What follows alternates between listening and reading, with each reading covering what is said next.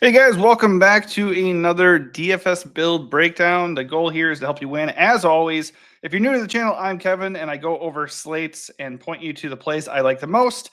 And this slate in particular is the Week 7 Showdown slate over at DraftKings with the Bengals and Steelers. I know, we're always concerned with a kicker fest. You just never know if that's going to happen. But either way, I'm going to go over this game and hopefully help you out. If I do help you out in any way, hit the like button, subscribe to the channel, and also come join us in Discord. Get in on all the conversations, share your lineups, talk shop, all that fun stuff. We cover Dynasty Redraft. And of course, our main focus is DFS. So let's get some money this week, and let's get to my favorite plays. But the way we're going to do this, we're going to go look at the captain slot, see how everybody's projecting. Usually we have some ownership, no ownership right now as we speak. But I'm going to go over every single play here, at least the ones that make the most sense to touch on, and just let you know where my mind is at on all these plays. And of course, if you want finalized plays, my top picks for cash in tournaments, you can hit up our site, dfsbuild.com, and check them out. Just $5.99 a month to get access to everything we're doing over there. By the way, we're also doing MMA DFS, 3-0 clean sweep for the MMA core in each of the last 2 weeks. So if you followed along and had access to that, you were probably on your way to winning. All right, let's get to it. Up top, Jamar Chase. Do I really need to waste time on Jamar Chase? Not really. The Steelers are not like an amazing matchup as far as fantasy, points to the wide receiver position are concerned. They didn't look great in the first 2 weeks of the year, but they certainly have rebounded to the point where they're more, middle of the pack at worst. That said, it's Jamar Chase. The Packers weren't an easy draw last week, and he still had 10 catches on 12 targets, 25 plus fantasy points in each of the last 2 games. That's 3 times on the year he's done that.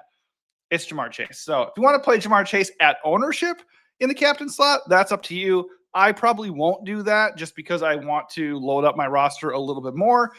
But if you're going to, just make sure you consider some of the plays I go over that we can use in the flex spot that maybe won't be as owned. Because if you play chalky captains, you got to do 1 or 2 things very differently if you don't want to dupe and you want to rise up above those other lineups. So in a vacuum, Chase is the best play of the slate, right? We know he's going to get monster volume. We know he can take a 2-yard play to the house.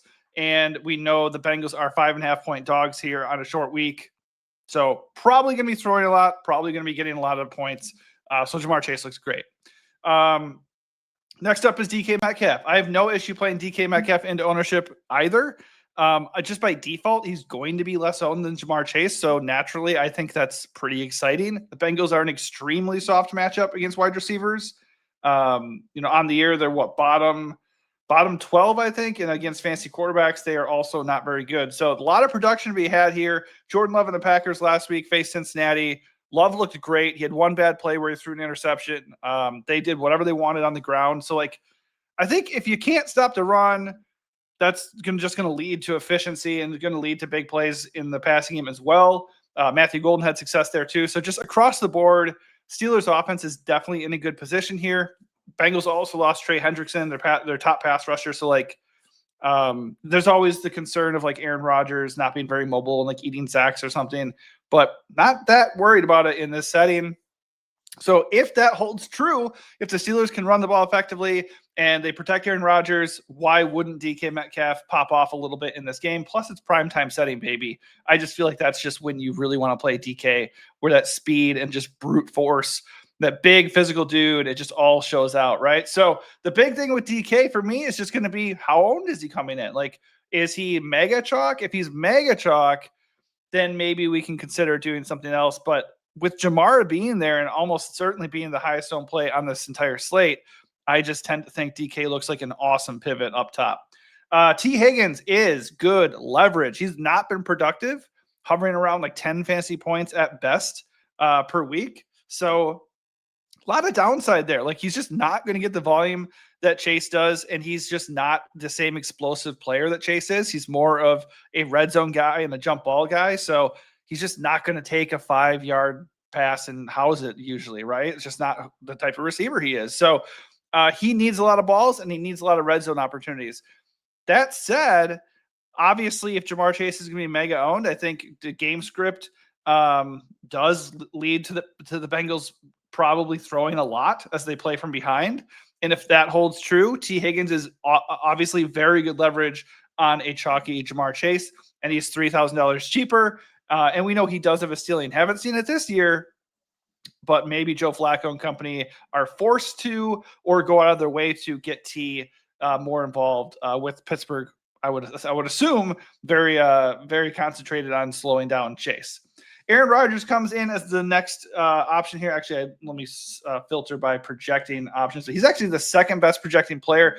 I don't really disagree with that. What I would disagree with, is a chalky Aaron Rodgers captain because he offers no rushing floor, and even when the Steelers have had success and they've been winning games, he has 12 to 15 fantasy points. So I do like him a lot, though, in the flex because I think he is going to have a lot of success here. The Bengals do give up production to basically every quarterback they face, and he has shown a ceiling. Back in week 1, he had 25 fantasy points with 4 passing touchdowns. So anytime you don't have anything of value with your legs as a quarterback, it's troubling. And we've talked about this before. We can love DK Metcalf and Jamar Chase and Puka Nacua and all these explosive players and not love the quarterback they're with. That might hold true to some extent, but I do like Aaron Rodgers a lot.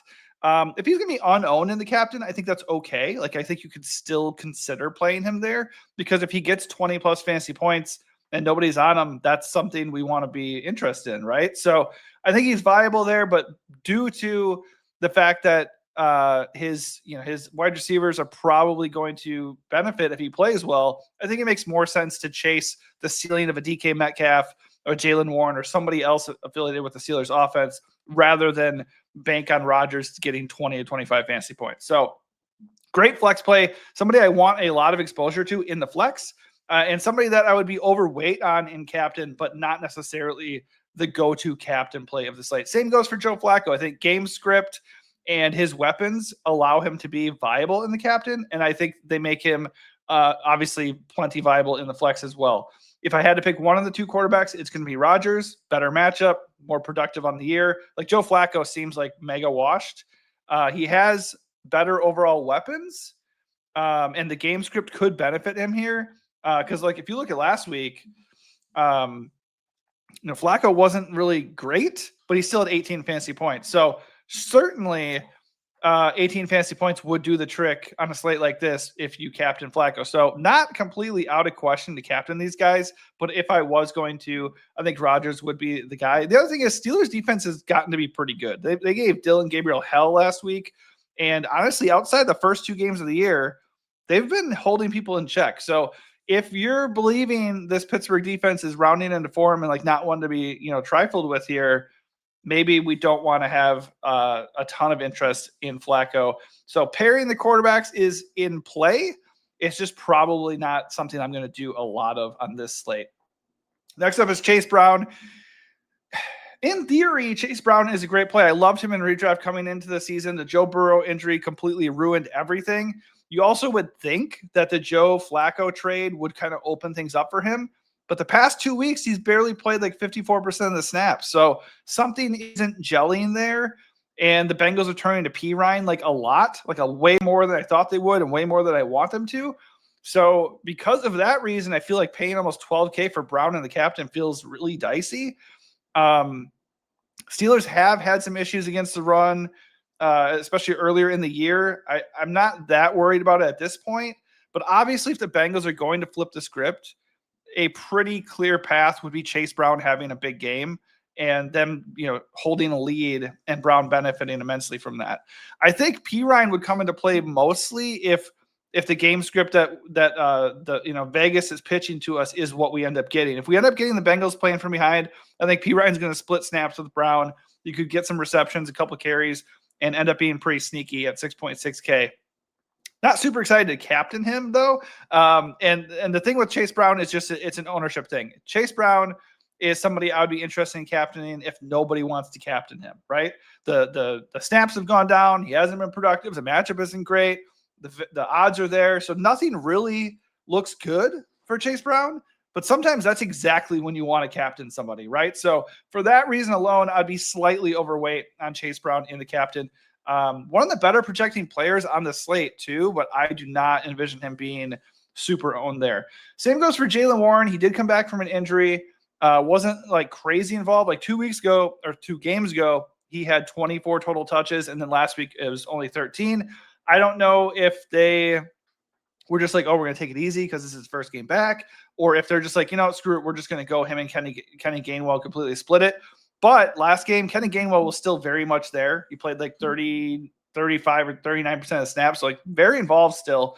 So paying a premium for Jaylen Warren, even in a smash spot, feels suboptimal. I think in the name of Chase Brown here, like Jaylen Warren's definitely viable, especially if we think that his role could tick back up a little bit. So in terms of matchup, Jaylen Warren is totally in play. 12.6K feels a little bit high for him. Like I would certainly rather just go get Jamar, or I'd rather play DK at like $300 more or $3,000 more. But Jaylen Warren's definitely in play. If you actually think the Steelers are going to be winning this game, like the odds suggest, Jaylen Warren looks good, no doubt about it. What was the other? Well, Kenny Gainwell, I think he's further down on the list here. A couple ticks down here, 9.6K. So that's like saving $3,000 for what could end up being a very similar play. So if there is going to be ownership going to Warren, I'm pretty interested in Gainwell because Gainwell's looked good, and they clearly want to give him a role. And I'm sure many of you still have the nightmares of Bijan and Tyler Algier when Arthur Smith was in Atlanta, and you started Bijan or played him at DFS, and then Algier pops off and gets like 2 rushing touchdowns or something. So certainly that is something that we could see. So Gainwell is maybe a cheaper version of Jaylen Warren in this game.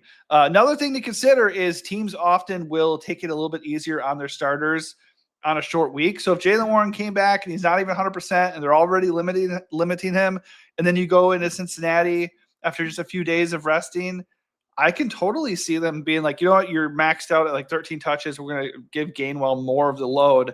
And then there you go. Gainwell looks really appealing then. One position that's very interesting to me on the slate, and to me, in my opinion, is going to be the ticket. It's the only issue is getting it right. So Darnell Washington's been playing a shit ton for the Steelers, like to the point where he even has been kind of productive. What did he do last week? He had 9.2 fantasy points, 5 targets. So he played 90% of the snaps, by the way. So I don't know if we can trust that to stick. So I am wondering if people are going to be really, really interested in Washington because of what we've been seeing lately. But they've been playing him more for his blocking, and he's been on the field more, so he's been benefiting from that time and then getting some targets. But do they need him against the Bengals, who aren't that scary of a pass rush in the first place? And then they also just lost Trey Hendrickson. I don't think so. So I think we could see an uptick in playing time for guys like Jonnu Smith and Pat Freiermuth. So like Freiermuth has been like completely phased out, especially with them giving more work to Washington due to his blocking. So he's kind of interesting just because nobody's going to want to play him. They're going to look at the game log. They're going to look at the snap count, and they're not going to want to do that. So Pat is sneaky. I think he's interesting. And Jonnu is just an explosive dude who of those 2 pass catching tight ends, he's the one that's going to be out there more. And he's just the most explosive tight end they have anyway. So, and arguably their second most explosive offensive player in general, maybe third, maybe behind Kelvin Austin. But anyways, the tight ends are interesting. I'm going to sour on Darnell Washington a little bit. I think that's an educated guess there. And then I think Jonnu and Pat are pretty interesting guys that I will be overweight a little bit on. Jonnu 6K in the captain. That is sneaky as heck. The Bengals are bad against tight ends is the other thing I didn't say yet. It's a very good spot for Steelers tight ends. And I'm calling my shot here. Bold prediction of this game, Jonnu Smith 2 touchdowns. I think Jonnu Smith, it might be the ticket. I like him a lot. He's my sleeper pick of this slate for the captain spot at 6K. So Pat is still in the mix. I think he's interesting, but Jonnu, I think, could have a massive game in this spot.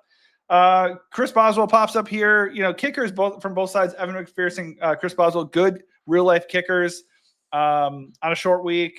Could we get a kicker duel? Entirely possible. So both kickers are in play. Not really going to captain them necessarily, but I don't think that's a crazy thing to do because Boswell is one of the top 10 projecting players on the slate. Totally fine. The other side, though, is also interesting for tight ends because Mike Gesicki is not going to play this game. He's injured. And Tanner Hudson is also banged up. So keep an eye on Tanner Hudson. Gesicki's definitely out. If Hudson also misses, Noah Fant becomes a very, very safe play. But then somebody else also could be really interesting. That is the backup Drew Sample. He was pretty involved last year. Tanner Hudson kind of stepped up and like made Sample like less necessary. Than they had Gesicki and they got Fant. So like Sample has been completely, in no man's land. That could change on Thursday Night Football. So Drew Sample is a very cheap option that I think is pretty interesting. All the way down here at $900 flat. He's going to project horribly even with those guys out. So just keep an eye. If Hudson's in, I think Hudson looks better than Sample. But if Hudson's out and we're just dealing with Fant and Sample at $900, certainly a great punt in flex, but also kind of interesting in captain just because you can go get whoever you want and then you're saving all this cash to get to load up on the studs that are on the slate. And of course, nobody's going to be owning them either.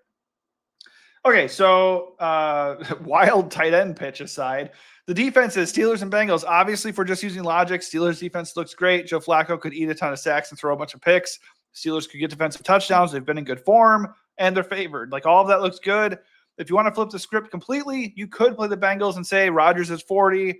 He's due for a bad game. He's not very mobile. He could take a lot of sacks, all that stuff, right? So logic says Steelers and not the Bengals. GPP Life says the Bengals are viable. I just don't think either are really captain worthy. If you did have to captain one of them, I think the Steelers would make the most sense.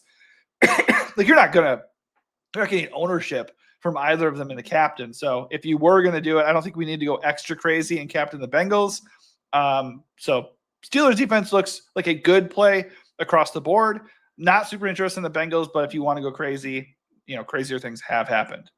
Kelvin Austin is a name to keep an eye on because he was pretty involved earlier in the year and he got banged up and he missed the last game. If he's in, he's a speedy, explosive threat that could end up benefiting from the Bengals, maybe focusing on the run game and DK. So he can really get past the defense. So I do like Kelvin Austin. He's not very expensive. What's his price here? Oh, he is actually expensive. $10K. I was looking at somebody else.